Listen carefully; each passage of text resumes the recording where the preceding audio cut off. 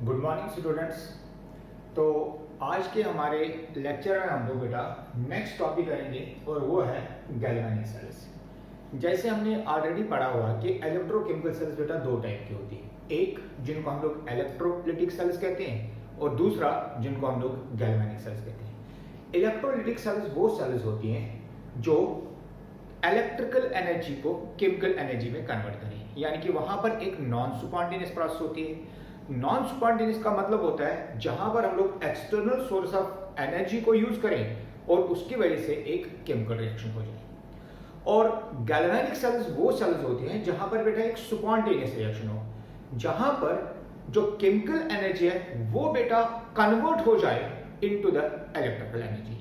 अब ये galvanic cell होती क्या है, क्या अरेंजमेंट है, कैसे वर्क करते हैं, उसके लिए बेटा यहां पर हमने एक अरेंजमेंट यूज किया।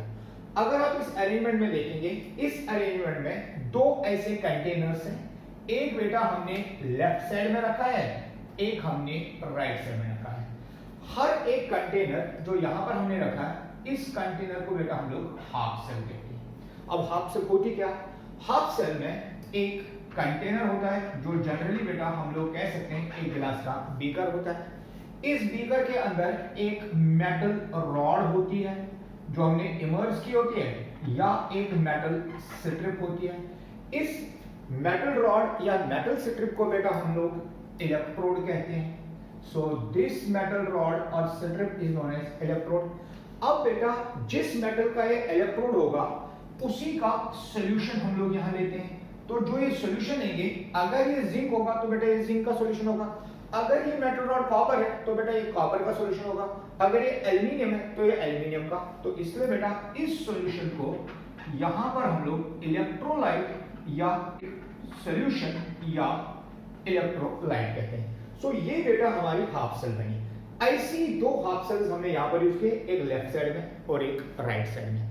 अब बेटा जो ये दो हाफ सेल्स के मेटल रॉड से जिनको हम लोग इलेक्ट्रोड कहते हैं, इनको हम लोग कनेक्ट करते हैं by means of a wire, और उस वायर में एक जगह पर बेटा की लगी होती है और थ्रू ए वोल्टमीटर जो हमें ये बताए कि यहां पर करंट अगर फ्लो कर रही है तो बेटा वो हमें कितनी वोल्टेज देती है। यहां पर बेटा हम लोग एमीटर भी यूज कर सकते हैं। अब जो इन दोनों में इलेक्ट्रोलिटिक सॉल्यूशंस होते हैं, यहां का इलेक्ट्रोलिटिक सॉल्यूशन जो होगा वो बेटा राइट साइड के इलेक्ट्रोलिटिक सॉल्यूशन के साथ कनेक्ट होता है by means of an inverted tube. Inverted U shaped tube होता है, और इस इन्वर्टेड यू शेप्ड ट्यूब को बेटा हम लोग साल्ट ब्रिज कहते हैं। अब यहां पर भी हमारे पास एक इलेक्ट्रोलिटिक सॉल्यूशन होगा दोनों में, और ये साल्ट ब्रिज। अब ये salt bridge at the bottom बेटा बंद किया होता है कॉटन से, तो इसको हम लोग नीचे लिख सकते हैं, यहां पर बेटा एक कॉटन प्लेट है।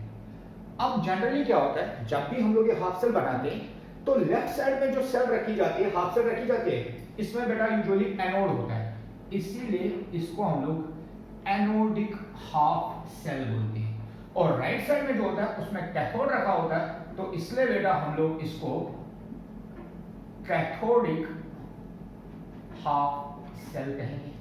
अब इलस्ट्रेशन के लिए हम लोग गैल्वेनिक सेल की एक एग्जांपल लेंगे, और वो एग्जांपल है बेटा डैनियल सेल। आपको एक और चीज याद रखना, गैल्वेनिक सेल्स का एक और नाम है, इनको बेटा वोल्टेक सेल्स बोलते हैं। This is also called volt. अब डैनियल सेल क्या होती है, डैनियल सेल वो सेल होती है जिसमें बेटा जो एनोड होता है वो जिंक का बना होता है, और जो सॉल्यूशन हम लोग यहां यूज करते हैं वो बेटा 1 मोलर जिंक सल्फेट होता है, और जो कैथोड होता है वो बेटा कॉपर का बना होता है, और यहां पर जो सॉल्यूशन होता है वो 1 मोलर कॉपर सल्फेट होता है। यानी कि अगर हम लोग इलेक्ट्रोलिटिक सॉल्यूशन एनोडिक सेल में जिंक सल्फेट लें 1 मोलर, और इलेक्ट्रोड जिंक यूज करें, और कैथोडिक हाफ सेल में इलेक्ट्रोड कॉपर यूज करें, और जो सॉल्यूशन है वो 1 मोलर कॉपर सल्फेट यूज करें, तो ऐसी गैल्वेनिक या ऐसी वोल्टेज सेल को बेटा हम लोग डैनियल सेल कहेंगे। अब इस सेल में क्या क्या चीजें होती हैं वो हम लोग आगे देखेंगे। अब बेटा ऑलरेडी हमने पढ़ा है कि जो लेफ्ट साइड है, क्योंकि एनोडिक हाफ सेल है, तो जो जिंक है ये बेटा एनोड का काम करता है, और यहां पर एनोड का चार्ज नेगेटिव होता है। तो जिंक जो रॉड है, जो इलेक्ट्रोड है, वो एनोड का काम करेगा और यहां पर कॉपर जो है वो बेटा कैथोड का काम करेगा और कैथोड का चार्ज पॉजिटिव होता है। अब हमने पढ़ा है कि एनोड पर बेटा ऑक्सीडेशन होती है और कैथोड पर रिडक्शन होती है। तो हम लोग यहां रिएक्शन लिख सकते हैं लेफ्ट साइड में। यहां सेल में क्या रिएक्शन होगी, जो Zn सॉलिड है उसकी ऑक्सीडेशन होगी और वो हमें देगा बेटा Zn2 प्लस 2 इलेक्ट्रॉन्स। अब बेटा इसकी ऑक्सीडेशन स्टेट 0, इसकी +2, तो ये हो गई ऑक्सीडेशन। अब ये इलेक्ट्रॉन्स जैसे बेटा जिंक इसके अंदर जाएगा तो यहां हम लोग लिख सकते हैं Zn2 और इसके इलेक्ट्रॉन यहां पर जमा हो जाएंगे।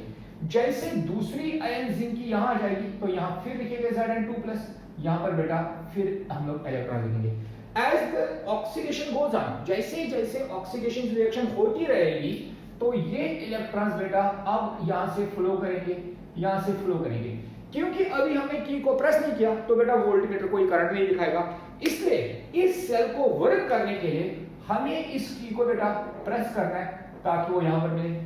जैसे हम लोग इस की को यहां प्रेस करते हैं, वोल्टमीटर में से इलेक्ट्रॉन्स ट्रैवल करते हैं तो बेटा वोल्टमीटर एक डिफ्लेक्शन शो करता है। इसका मतलब यहां पर बेटा करंट फ्लो करना शुरू कर देगी। ये इलेक्ट्रॉन्स जैसे आगे जाएंगे, ये बेटा आगे जाएंगे एंड यहां से आगे ये इलेक्ट्रॉन्स बेटा वायर के थ्रू ट्रैवल करेंगे and they reach to the cathode.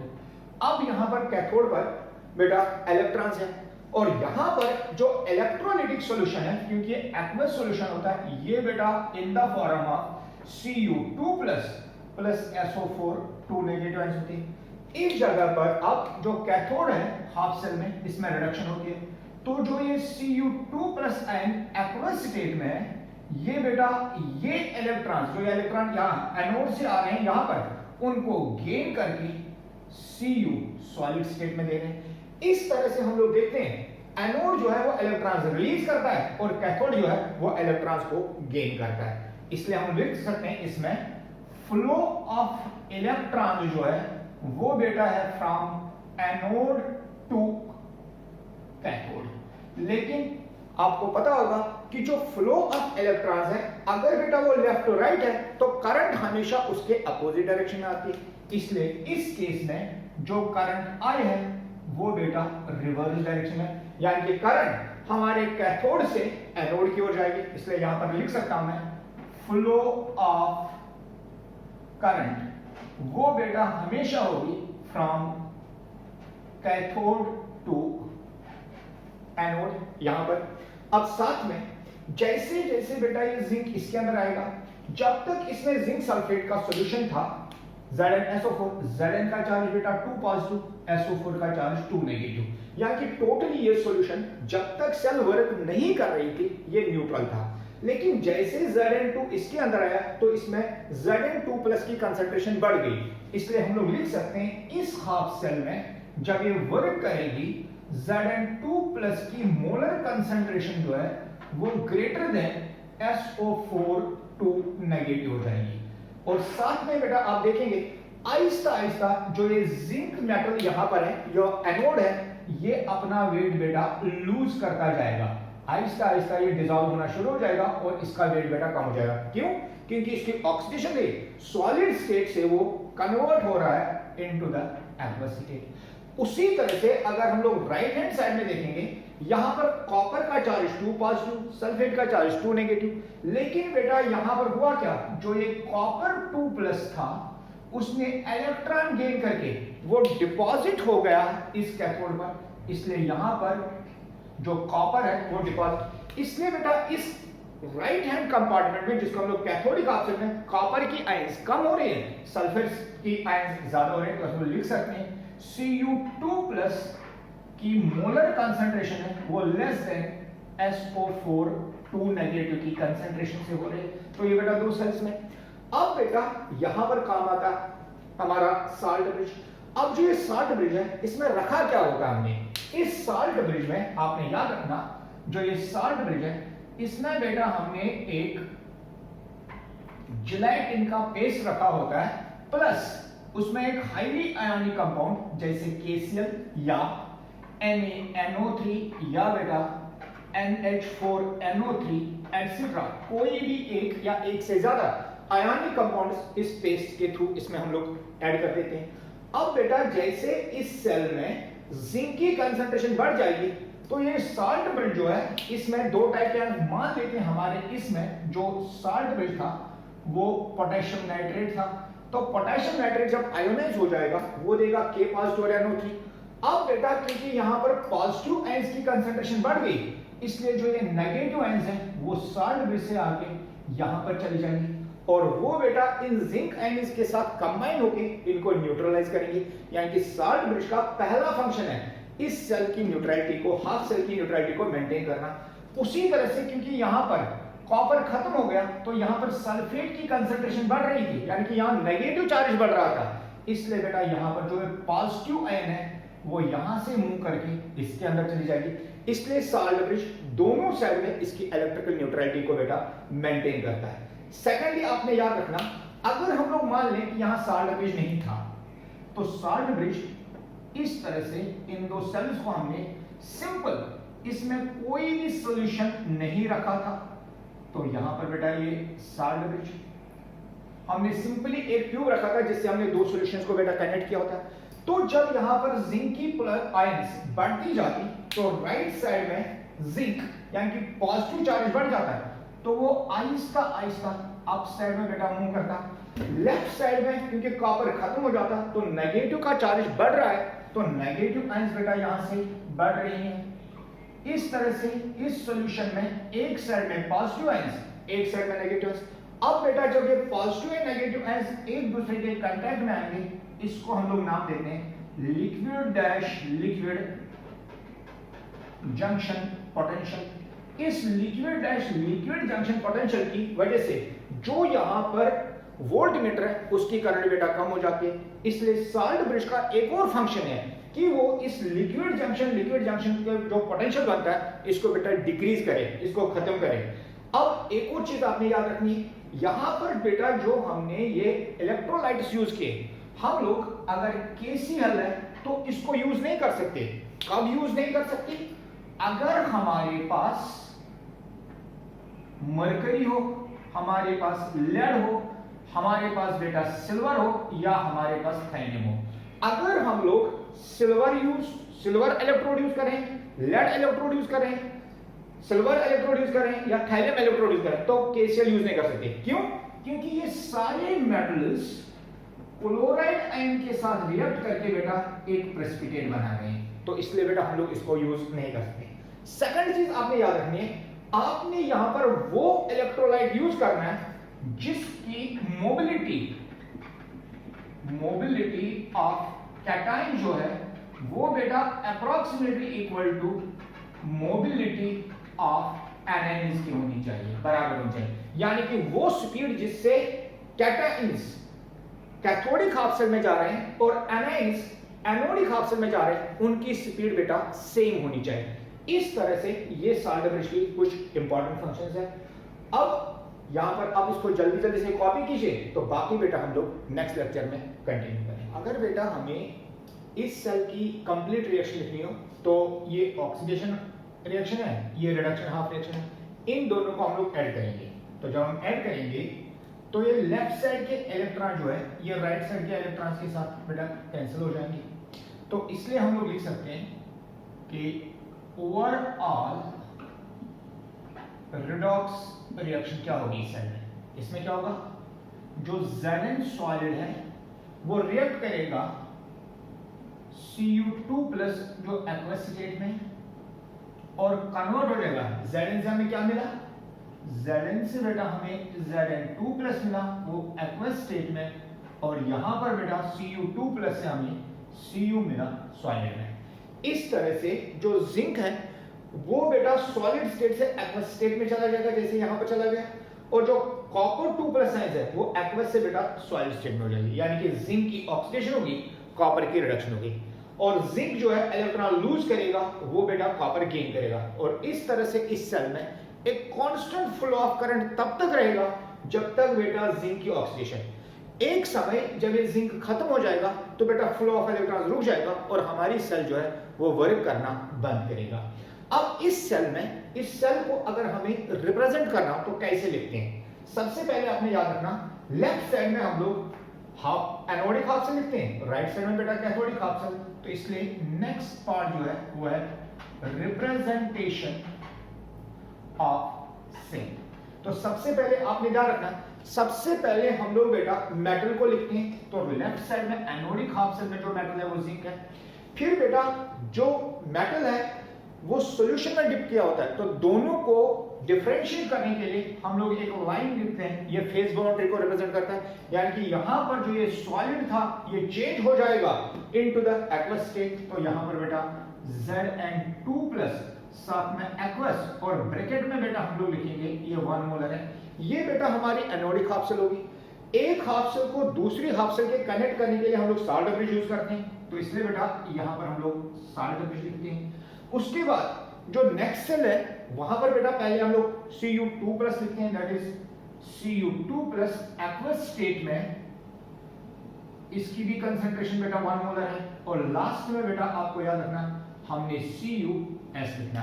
यहां पर आपने याद रखना ये एनोडिक हाफ सेल है, इसका चार्ज नेगेटिव, ये कैथोडिक हाफ सेल है, इसका चार्ज बेटा यहां पर पॉजिटिव होगा। तो ये हो गई हमारी एनोडिक हाफ सेल, ये हो गई हमारी कैथोडिक हाफ सेल। इसमें आपको याद रखना है कि जो ये सिंगल लाइन है ये फेज डिफरेंस को रिप्रेजेंट करती है, जो ये डबल लाइन है ये बेटा रिप्रेजेंट करती है साल्ट ब्रिज को। आपको हमेशा याद रखना जहां पर भी ये डबल लाइन है, जब भी आप उस साइड में जाएंगे उसकी ओर मूव करेंगे तो ऑक्सीडेशन स्टेट हमेशा बेटा इंक्रीज हो जाएगी। जिंक से Zn2+, जब हम इस लाइन की ओर जाएंगे तो बेटा ऑक्सीजन स्टेट इंक्रीज हो रही है। तो यहां पर भी जब आप यहां से इस लाइन की ओर मूव करेंगे यानी साल्ट ब्रिज की ओर मूव करेंगे तो आपकी ऑक्सीजन स्टेट इंक्रीज करेगी। तो तभी बेटा हम लोग यहां पर zinc Zn solid to Zn2+ लिखते हैं और कैथोडिक हाफ सेल में Cu2+ टू C लिखते हैं। एक और चीज है बेटा, इस सेल की वोल्टेज किसके बराबर होगी? जो यहां पर वोल्टमीटर है वो कितना EMF देगा? देखेंगे EMF ऑफ दिस सेल। अब आपको याद होगा कि जो इलेक्ट्रॉन्स है बेटा वो एनोड से कैथोड की ओर मूव करती हैं, लेकिन जो करंट है वो कैथोड से एनोड की ओर मूव करती है और करंट हमेशा हायर पोटेंशियल से लोअर पोटेंशियल की ओर मूव करती है। तो इसका मतलब हुआ कैथोड का पोटेंशियल हायर है और एनोड का पोटेंशियल लोअर है। तो इसलिए बेटा हम लोग यहां लिख सकते हैं it is E right minus E left. E right का मतलब जो राइट साइड का इलेक्ट्रोड है, या हम लोग ऐसे भी लिख सकते हैं E cell is equal to E cathode minus बेटा E एनोड। लेकिन आपको याद रखना दोनों का बेटा हमें रिडक्शन पोटेंशियल लिखना है। हमें एनोड का भी जो जिंक है इसका भी रिडक्शन पोटेंशियल लेना है और इसका भी रिडक्शन पोटेंशियल लेना, और वो भी बेटा स्टैंडर्ड स्टेट्स में। क्यों? क्योंकि हमने यहाँ पर जो कंडीशन यूज किया वो बेटा 1 मोलर कंसंट्रेशन यूज किया है। जिंक की भी कंसंट्रेशन 1 मोलर है और बेटा कॉपर की भी कंसंट्रेशन 1 मोलर है। So this is whole representation of the galvanic cell, उसकी वर्किंग। अब बेटा यहाँ पर हम लोग आगे एक्सप्लेन करेंगे कि जो साल्ट ब्रिज है इसकी क्या क्या फंक्शंस है। तो सबसे पहले हम लोग यहाँ पर 2 हाफ सेल्स बनाएंगे। ये बेटा मान लेते हैं ये हमारी एनोडिक हाफ सेल है, ये हमारी यहाँ पर कैथोडिक हाफ सेल है। एनोडिक हाफ सेल में हमारे पास एक इलेक्ट्रोड होता है, मान ले ये इलेक्ट्रोड है, और कैथोडिक हाफ सेल में बेटा दूसरा इलेक्ट्रोड होता है। इन इलेक्ट्रोड्स को हमने एक्सटर्नल सर्किट में ज्वाइन किया होता है बाय मींस ऑफ ए की और एक वोल्टमीटर यहाँ पर बेटा की। जब हम की को प्रेस करेंगे तो यहाँ पर एक करंट ऑब्टेन होगी। साथ में बेटा हमने यहाँ पर एक साल्ट ब्रिज यूज किया होता है जो एक इन्वर्टेड यू शेप ट्यूब है। ये ऑलरेडी हमने एक्सप्लेन किया। यहाँ पर कॉटन प्लग रखा होता है जो बेटा आयंस को मूव करने देता है, लेकिन जो सारा सॉल्यूशन है वो नीचे नहीं आता है। अब यहाँ पर और इसके अंदर मान लेते हैं हमारे पास एक जिलेटिनस पेस्ट है जिसके अंदर बेटा हाईली आयनिक कंपाउंड जैसे KCl, NaNO3, KNO3, ammonium nitrate etcetera हो सकते हैं। अब बेटा मान लेते हैं कि हमारे पास जो सेल है वो डाइगल सेल है। जब यहाँ ऑक्सीडेशन होगी तो यहाँ पर Zn2+ की कंसंट्रेशन बेटा इंक्रीज हो जाएगी। जब यहाँ पर रिडक्शन होगी तो यहाँ पर जो कॉपर 2+ था वो यहाँ पर जमा हो जाएगा। इसका मतलब हुआ यहाँ पर Zn2+ की कंसंट्रेशन जो है मोलर कंसंट्रेशन वो ग्रेटर देन SO4 2 नेगेटिव की मोलर कंसंट्रेशन से, जो ऑलरेडी हम लोग यहां लिख चुके हैं। और इस सेल में जब रिडक्शन होगी तो बेटा कॉपर जो है वो डिपॉजिट हो जाएगा, इसलिए कॉपर की कंसंट्रेशन कम हो जाएगी, सल्फेट की कंसंट्रेशन बढ़ जाएगी। इसलिए यहां पर हम लिख सकते हैं Cu2+ की molar concentration less than SO4 2 negative की कंसंट्रेशन। तो इसलिए हम लोग लिख सकते हैं कि जो लेफ्ट साइड वाली सेल है इसका चार्ज बेटा पॉजिटिव हो जाएगा ड्यू टू जिंक आयंस, और जो राइट साइड वाली सेल है इसमें क्योंकि कॉपर डिपॉजिट हो रहा है तो इसका चार्ज बेटा नेगेटिव हो जाएगा। अब एक सेल पॉजिटिव चार्ज होगी, दूसरी सेल नेगेटिवली। अब यहां पर आपने ध्यान रखना इसके ऊपर तो बेटा इलेक्ट्रॉन्स आ जाते थे, जैसे यहां पर जिंक ने जो इलेक्ट्रॉन यूज किए। अगर यहीं पर पॉजिटिव चार्ज बना यहां पर इलेक्ट्रॉन, तो इन इलेक्ट्रॉन्स को यहां जाने की क्या जरूरत है, ये तो बेटा यहीं पर अट्रैक्ट हो जाते हैं। तो इस चार्ज को यहां खत्म करने के लिए हम लोग साल्ट ब्रिज यूज करते हैं। तो साल्ट ब्रिज क्या करता है, जहां पर मान लेते हैं ये बेटा KNO3 था, K का चार्ज पॉजिटिव, NO3 का चार्ज नेगेटिव। क्योंकि इस हाफ सेल का चार्ज पॉजिटिव बना, इसलिए जो साल्ट ब्रिज में हमने आयनिक कंपाउंड यूज किया उसकी नेगेटिव आयंस आके बेटा इस सॉल्यूशन में जाएंगी। जब ये नेगेटिव आयंस यहां आएंगी तो ये बेटा न्यूट्रलाइज, ये न्यूट्रलाइज, ये न्यूट्रलाइज, यहां पर सारी पॉजिटिव आयन न्यूट्रलाइज होगा और इसलिए बेटा ये सारा सॉल्यूशन न्यूट्रल बनेगा। उसी तरह से क्योंकि इस सॉल्यूशन का चार्ज नेगेटिव है तो जो ये पॉजिटिव आयन है ये यहां से मूव करके बेटा यहां से इसके अंदर आएगी। तो इस तरह से यहां पॉजिटिव, ये साल्ट ब्रिज की आयन इसके अंदर आएगी, तो जितना भी नेगेटिव चार्ज था ये सारा का सारा बेटा यहां पर न्यूट्रलाइज हो जाएगा। इस तरह से ये दोनों की दोनों सेलें जो है वो न्यूट्रल हो जाएंगी। तो इसलिए बेटा साल्ट ब्रिज की फंक्शंस, पहली फंक्शन क्या है, ये बेटा सर्किट को कंप्लीट करता है, it completes the circuit by joining the two electrolytes. अगर बेटा हमने एक इलेक्ट्रोड को दूसरे इलेक्ट्रोड को वायर के साथ ज्वाइन किया तो एक सेल के सॉल्यूशन को दूसरे सेल के सॉल्यूशन के साथ ज्वाइन करने के लिए हम लोग साल्ट ब्रिज का यूज करते हैं। ये बेटा पहली फंक्शन है। नंबर 2, इट मेंटेन्स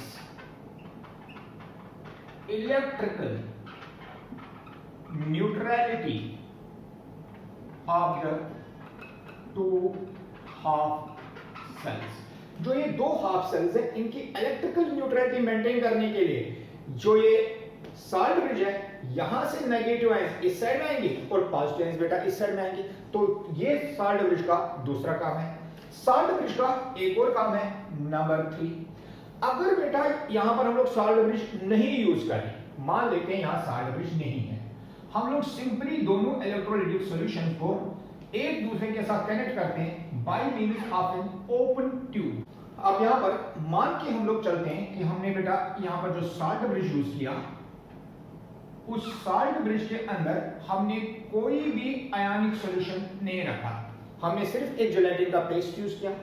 अब बेटा यहां पर हम लोग देख रहे हैं कि जो हमारी सेल है इसमें पॉजिटिव चार्ज ज्यादा है क्योंकि Zn2+ ज्यादा है तो इसका चार्ज बेटा पॉजिटिव बनेगा। यहां पर भी पॉजिटिव, यहां पर भी पॉजिटिव, ये पॉजिटिव चार्ज, यहां पॉजिटिव चार्ज, यहां पॉजिटिव। उसी तरह से यहां कॉपर 2+ कम है, सल्फेट ज्यादा है तो इस सेल का चार्ज बेटा यहां पर नेगेटिव होगा। तो ये सेल का चार्ज नेगेटिव होने की वजह से यहां से नेगेटिव चार्ज बेटा ऊपर मूव करना शुरू कर देगा क्योंकि ओपन है, और इस सेल से यहां से बेटा पॉजिटिव चार्ज मूव करना ऊपर रहेगा क्योंकि ओपन है और इसके अंदर कुछ भी नहीं है। और एक समय ऐसा आएगा जब ये दोनों के दोनों इस सेल के अंदर पहुंच जाएंगे। अब बेटा एक साइड में नेगेटिव चार्ज है, एक साइड में पॉजिटिव चार्ज है, इसको बेटा हम लोग नाम देते हैं लिक्विड जंक्शन पोटेंशियल। ये लिक्विड जंक्शन पोटेंशियल बेटा जो वोल्टमीटर की वोल्टेज है उसको कम करता है। इसलिए अगर हम लोग एक साल्ट ब्रिज यूज करेंगे तो साल्ट ब्रिज बेटा यहां पर इस पॉजिटिव चार्ज को कैंसिल कर देता है bye pushing the negative ions into it. उसी तरह से साल्ट ब्रिज नेगेटिव आयंस को बेटा यहां कैंसिल कर देता है। जब यहां नेगेटिव तो इस साल्ट ब्रिज से ना ऊपर की ओर मूव करेगा ना यहां से कुछ, यानी कि ये लिक्विड जंक्शन बनेगा ही नहीं। जब ये नहीं बनेगा तो जो ये वोल्टमीटर है ये बेटा एक्चुअल वोल्टेज यहां पर शो करता है। इसीलिए इसका एक और काम है, it helps to eliminate liquid dash liquid junction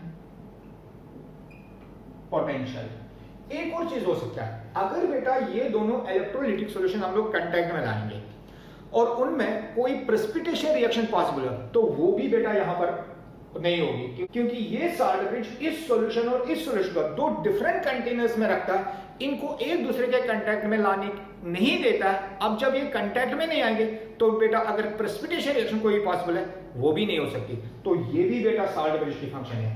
ये बेटा था व्हाट इज गैल्वेनिक सेल, उसकी कंस्ट्रक्शन क्या है, उसकी वर्किंग क्या है, साल्ट ब्रिज क्या होता है, साल्ट ब्रिज की फंक्शन क्या है, और साथ में अगर हम लोग इस सेल को रिप्रेजेंट करेंगे तो रिप्रेजेंटेशन ऑफ द सेल क्या है, और इस सेल का बेटा जो ई सेल है यानी जो ये वोल्टेज होगी ये किसके बराबर होगी।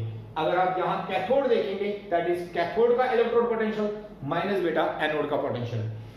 ये सिर्फ स्टैंडर्ड इलेक्ट्रोड पोटेंशियल है। क्या इलेक्ट्रोड पोटेंशियल सिर्फ इतना ही आता है? नहीं बेटा, इलेक्ट्रोड पोटेंशियल एक्चुअली इस चीज पर भी डिपेंड करता है कि इसकी कंसंट्रेशन क्या हमेशा 1 मोलर रह सकते हैं। वो चीज बेटा हम लोग नेक्स्ट लेक्चर में कंटिन्यू करेंगे।